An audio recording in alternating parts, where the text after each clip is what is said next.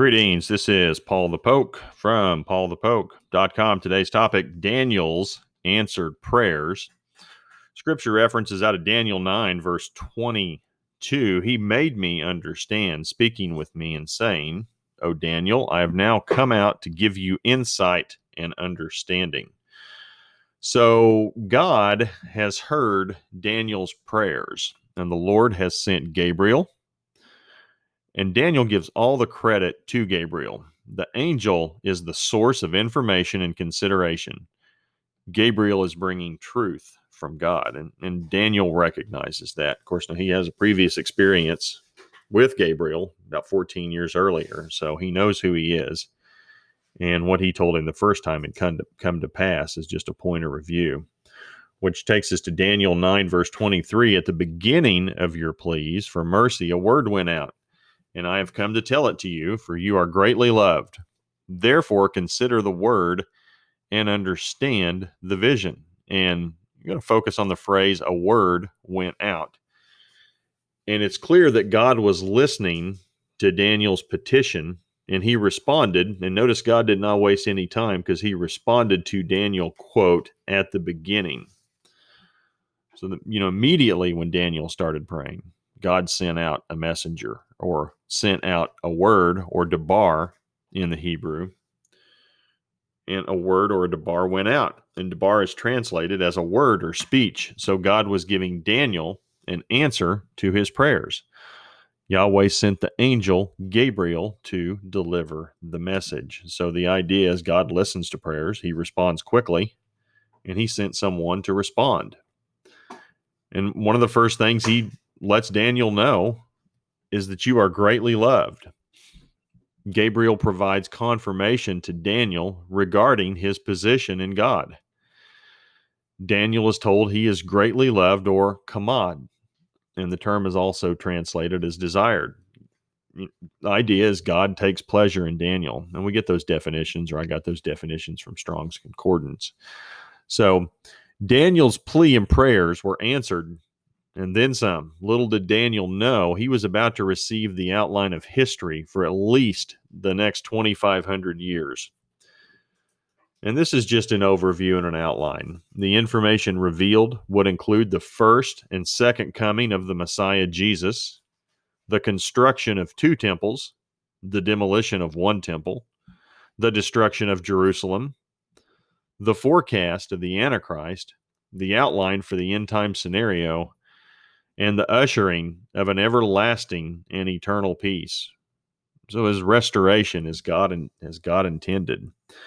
And all this got started simply because Daniel realized he was coming up on 70 years per the prophet Jeremiah. And Daniel's concern was, hey, are we going to get to go home? He got a little more than he bargained for. He got told the rest of history as we know it, or as God knows it, before the return of Christ the second time and the ushering in of the eternal kingdom. So, he just wanted to go home after 70 years, and God says, well, I'm going to give you a little more. So, but it's also this, Daniel's position in God is no different than our position today. As Daniel was blessed, we too, God has blessed us with favor and grace. And we're going to look at a couple of verses from the New Testament. 2 Corinthians 5, verses 18 through 19. All this is from God, who through Christ reconciled us to himself and gave us the ministry of reconciliation. That is, in Christ, God was reconciling the world to himself, not counting their trespasses against them, and entrusting to us the message of reconciliation. So, again, the idea, reconcile, restoration, redemption. God desires for humanity to be restored as he created us. And it's not just us, it's the whole world. He loves us all, yet he gives us the choice to choose him. And we'll close out with 1 Timothy 2, verses 3 through 6. This is good, and it is pleasing in the sight of God our Savior, who desires all people to be saved and come to the knowledge of the truth. For there is one God, and there is one mediator between God and men, the man Christ Jesus, who gave himself as a ransom for all, which is the testimony given at the proper time. So, God desires for all of us to come to him. It's his wish. Now, he gives us the freedom to choose whether or not we accept or reject that offer through Christ. And to get to the Father, everything runs through the Son, just the way he set it up. And so it's real simple. Time is running short. And the choice is yours. The choice is the individual's. So we're no different than Daniel or anybody else throughout the course of history. God loves all of his children, and he desires for all of us to turn to him. And the question is whether or not we will choose to do that. And, I get a lot of, I guess you'd say flack or consternation over this idea of free will versus God's will. And the one thing I would tell people is I think we overvalue our will, our little personal wills relative to God's will.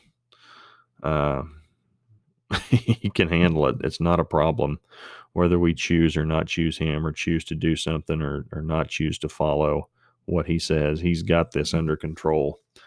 And in the grand scheme of things, our will's just not that big of a deal as he sees it. He lets us choose.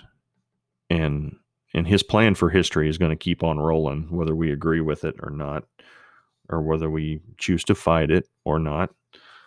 It's going to happen as he planned it. So at any rate, might want to think about that. Evaluate who Jesus is. Did he really die for sin? Are you a sinner? Do you think you've sinned? And if so, what are you going to do about it? If you don't think you've sinned, well, good for you. So at any rate, talk with you guys later. I hope you have a great one. If you're interested in the website, please feel free to share with others. PaulthePoke.com. Also click on the blue bar. Sometimes there's a gray bar.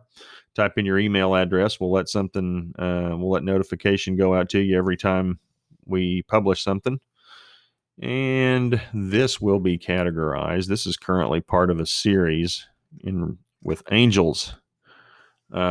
Specifically, we're looking at what Gabriel is telling Daniel. We're going to break down Daniel 9, and that will close out Daniel. Then we're probably going to take a look at what Michael, all the incidents and events where Michael is listed in his actions. So not as much on Michael, but there's some interesting things, especially when it comes to Daniel 12.